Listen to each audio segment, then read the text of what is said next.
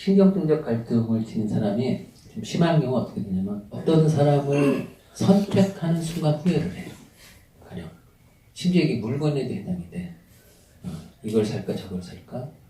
또 어떤 사람도 이 대상이 나을 맛일까 저 대상 맛일까? 고심을 하고 선택하는 순간 후회를 해. 왜냐면 선택하는 순간 다른 대상을 선택 못하잖아. 그 선택 못하는 것에 대한 후회감이 남지. 그게 갈등이에요. 그래서 되게 우유부단해. 어떤 한 곳에 얽매이는 거 싫어하고. 그래서 서로 다른 이 정신기관들 사이에서 타협을 해서 선택을 해요. 이 타협이 적절한 타협이면 좋은데 뭔가 찝찝한 타협이면 여운이 많이 나오죠.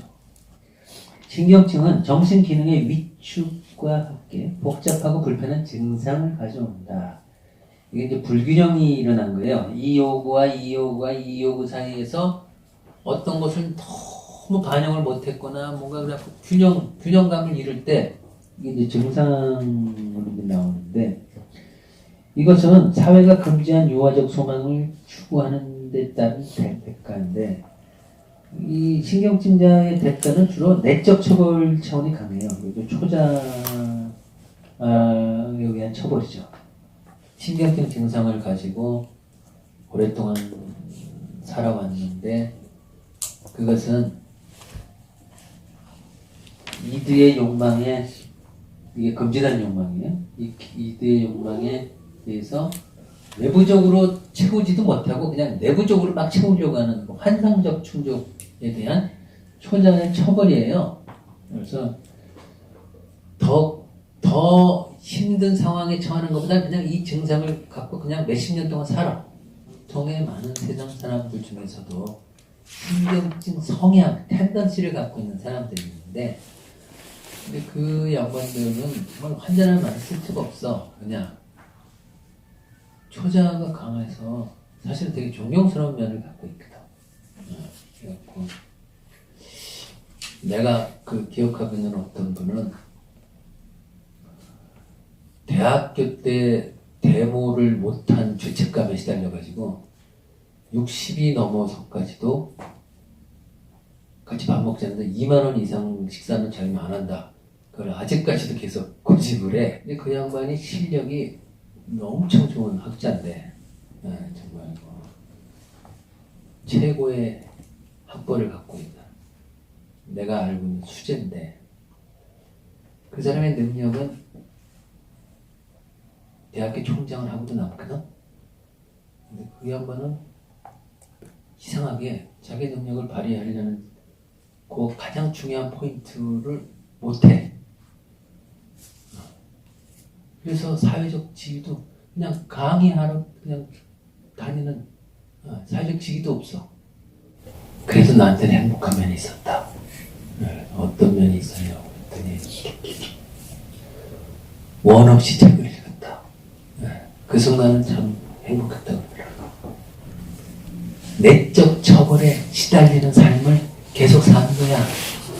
그리고 겉으로는 대단히 존경스러운데 그 내부에는 금지된 소망을 해결 못한 것이지. 무엇이겠어. 그게 그런 거야.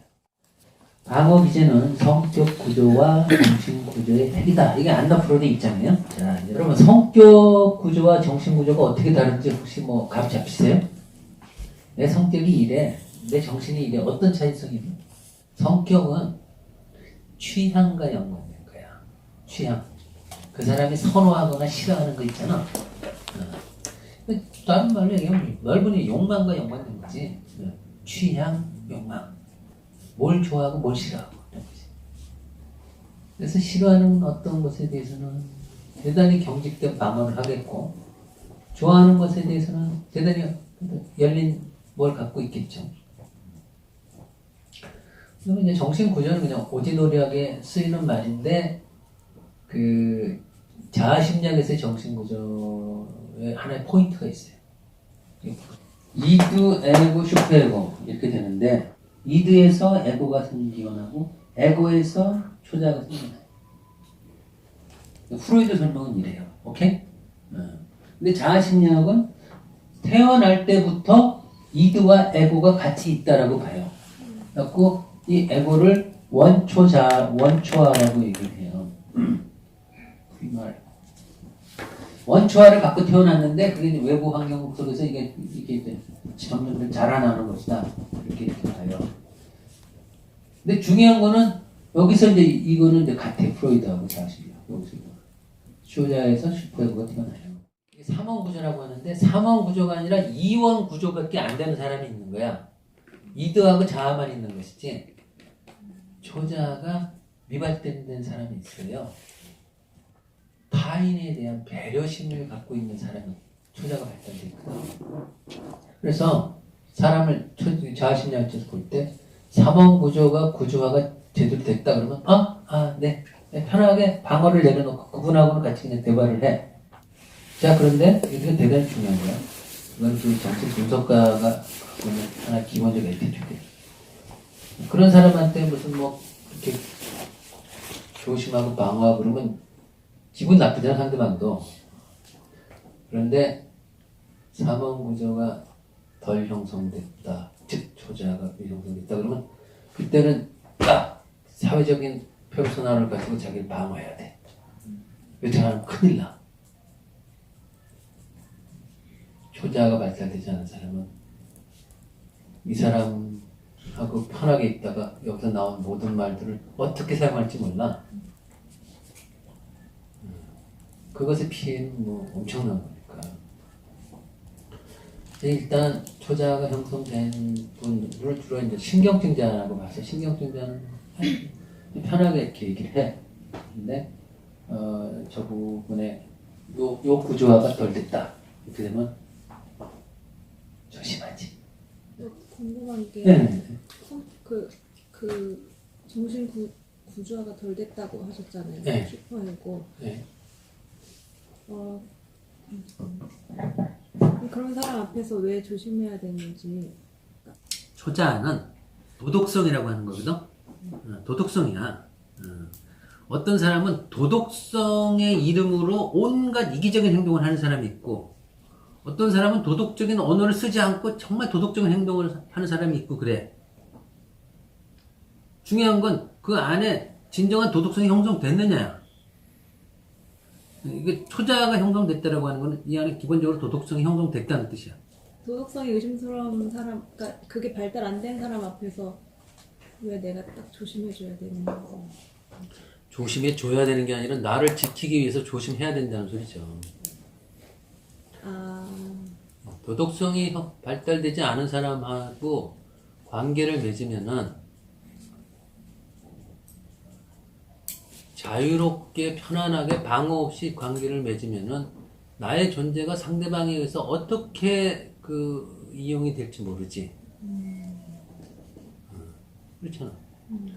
저분한테 도덕성 있는 사람이다라고 하면 무슨 얘기든지 자유롭게 할 수 있지. 자유로운 대화를 할 수 있는데, 그러면 나의 언어가 설령 어떤 대상하고 해도 서로에게 이롭게, 유익하게, 좋은 쪽으로 이렇게 관계가 퍼져나가는데, 도덕성이 없는 사람은 그게 대단히 엉뚱한 식으로 그게 활용이 될 수가 있어. 가령 예를 들어서 정신분석 지식도 도덕성이 없는 사람이 이 지식을 습득하게 되면은 타인의 마음을 알아가지고 더 어떤 쪽으로 자기 목적에 비도덕적으로 사용될 수도 있어.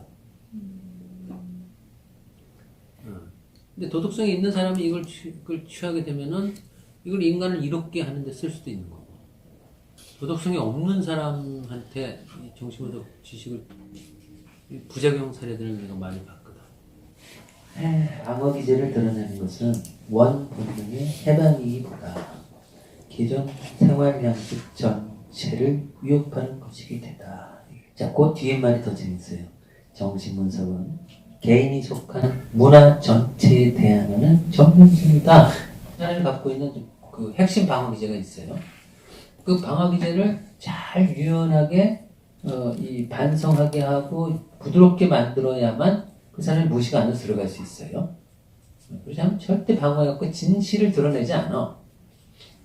나는 한 번도 내 안에 속마음을 누군가한테 드러낸 적이 없다. 이런 표현을 또는 표현을 하는 사람 좀 낫지. 이런 마음을 갖고 있는 사람도 많아. 적지 않아. 소위 정신영역에 종사하는 사람조차도 그래. 그런데 그 방어기제를 드러내서 무의식에 들어가게끔 이렇게 해야 되는데 그 원본능의 해방이라는 말은 신경증자한테만 해당되는 말이에요. 이 경계선 인격이나 정신증자는 원본능을 원없이 해방하고 살아. 도덕성이 없기 때문에 자기가 원하는 대로 화낼 때 막 기분을 부시고 사람한테 공기고 무자비한가 해도 죄책감이 시달리지 않아. 당일날 누구 만나면 곧바로 성적 관계를 맺을 수도 있고 뭐 그런 식으로 1년 내내 사는 사람도 있어. 즉 본능의 해방이 그 사람한테 이미 이루어졌어. 해방이라는 말을 쓸 수가 없지. 그냥 본능적으로 사는 거야. 분노할 때도 막 잔인하게 뭐 사람을 파괴할 수도 있고 심지어 뭐 자살 기도도 할 수도 있고. 본능의 해방이라는 말은 보통의 사람과 신경증자한테 해당하는 말이야. 억압기제가 쓴 강한 사람. 오케이? 성격장애에 해당하는 사람들이 이 사람은 본능을 해방하지 못해서 괴로워한 게 아니야. 자아가 뭔가 어떤 부분이 취약해서 힘든 것이. 그래서 이 사람한테 방어기제를 드러내서 막 건드려가지고 막 변화시키려고 막 그러면 이 사람의 생활 전체가 위협받아. 이 사람이 그나마 불안을 덜기 위해서 필사적으로 만들어내는 방어기제를 건드리는 거라서 생활 전체가 위협받게 돼. 어떤 사람이 개인이 속한 방어기제를 건드리는 건 사실은 문화하고도 관계가 돼. 여러분이 인간관계에서도 그렇고 세상을 보는 눈도 그렇고 진실을 드러내면은 박수를 받거나 존중을 받거나 고마워요 이런 반응을 받는 그런 문화 속에서 살고 있는가 잘 조심해보세요. 내가 직장 관계든 어떤 관계든 내가 마음에 있는 진실을 드러내면 그냥 현실이 그냥 무난하게 잘 풀리는.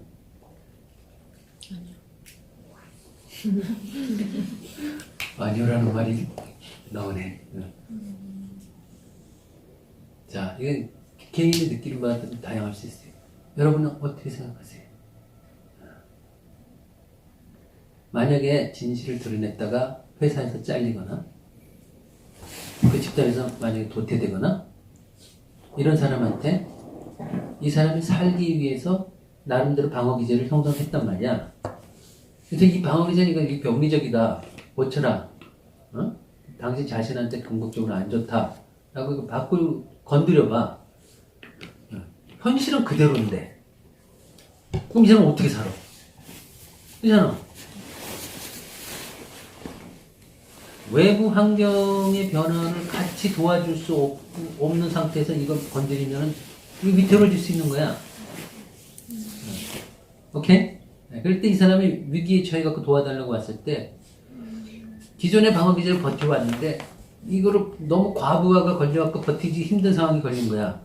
그럼 외부 세계에 슬기롭게 대처하는 방법이 무엇인가에 대해서 못 보고 있는 걸 보여주게 만들고 또 여기 좀 완화할 수 있는 얘기를 해가지고 에너지를 순환시키게 해서 적절히 이걸 돌려보내야지. 이거를 핵심 방어기제를 건드려서 뼈대부터 한번 고쳐볼까요? 이렇게 되면 더 힘들어지는 거지. 외부 현실이 그대로 있다면. 근데 요즘 외부 현실이 되게 많이 변하잖아. 아주 엄청 변하고 있잖아.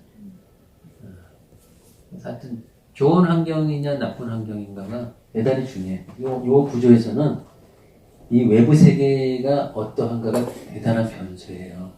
이게 엄청난 변수고 이거는 유전된 것이기 때문에 어쩔 수 없는 거고 이건 부모한테 어린 시절에 형성된 거기 때문에 이것도 뭐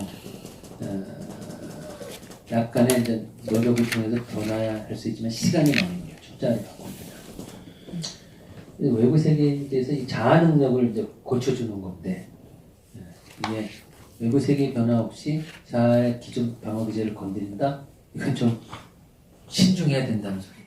정통 프로이디안에서는 무의식을 깨닫게 해주면 무의식에 깊이 들어가서 당신의 무의식의 어떤 부분이 그동안 당신을 힘들게 했다.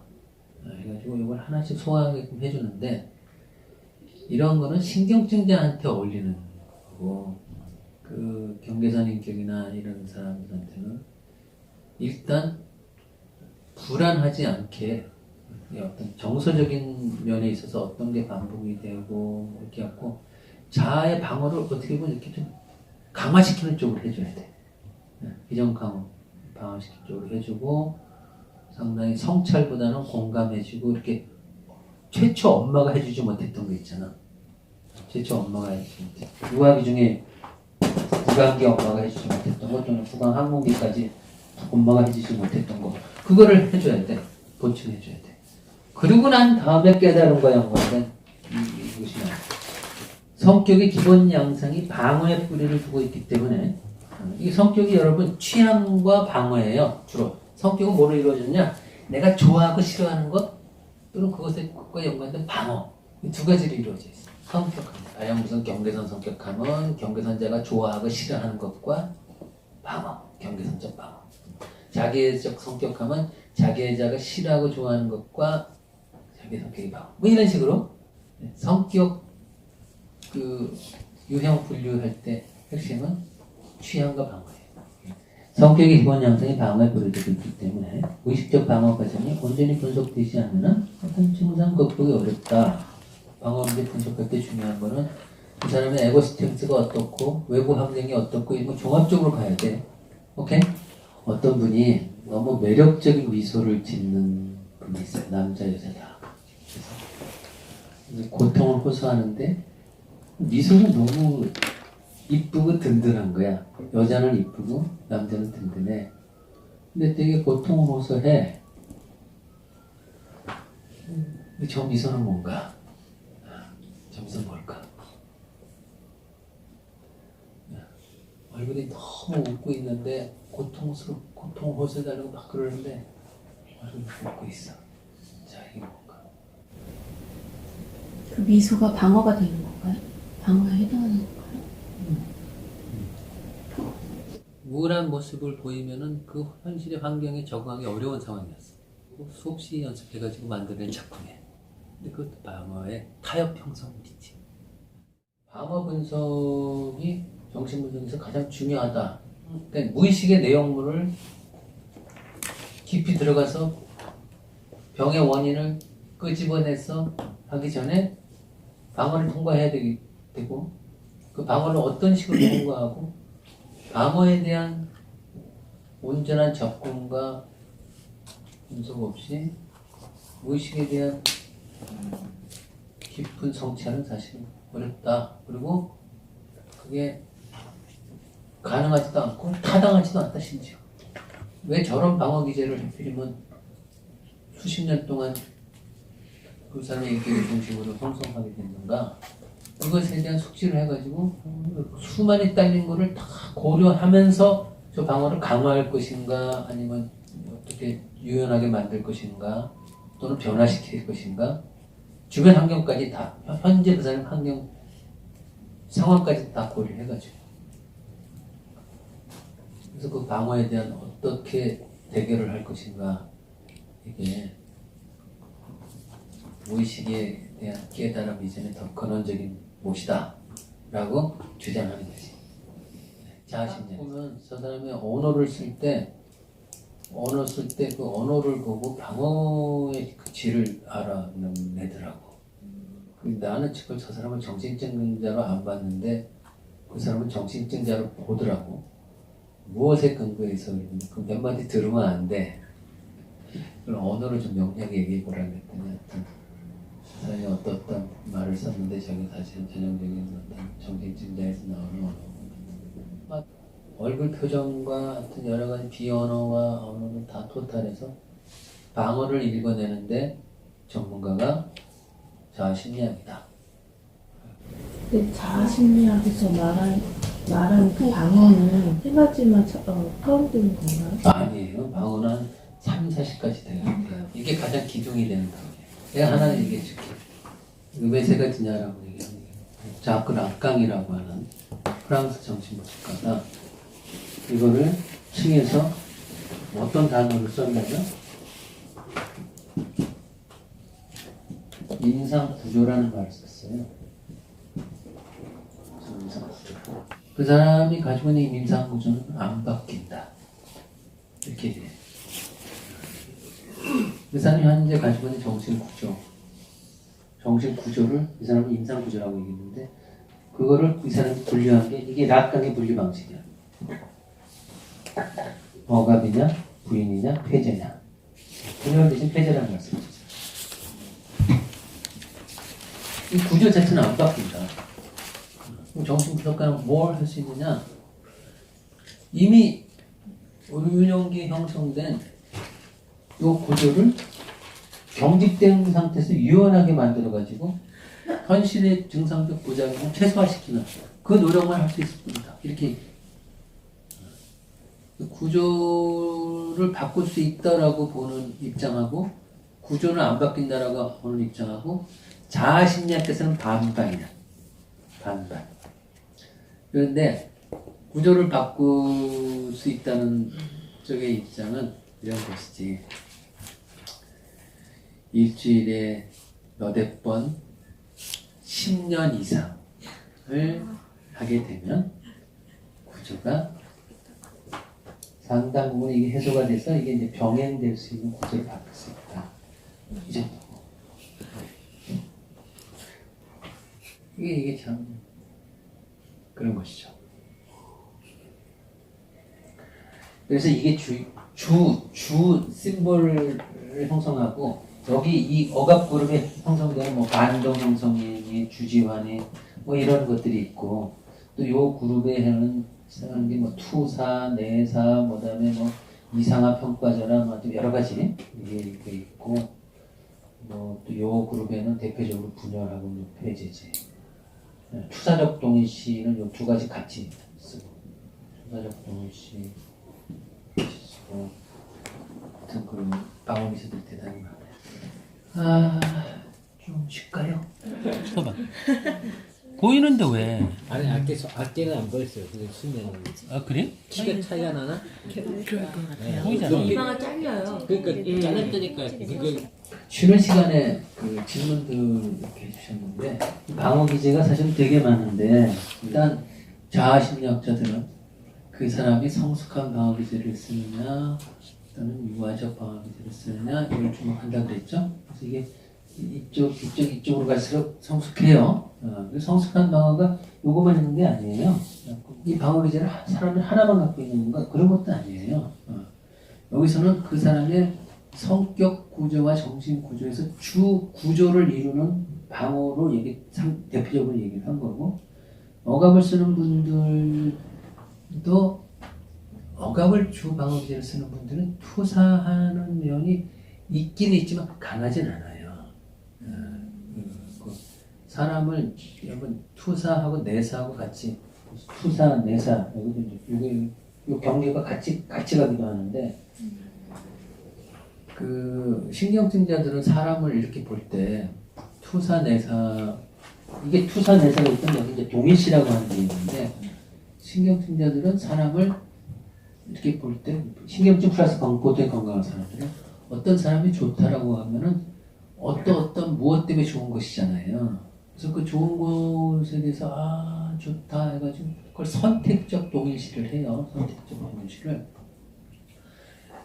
그리고 또 다른 분이 어떤 부분 저분은 또 저런 장점을 갖고 있네. 그래갖고 선택적 동일시를 해.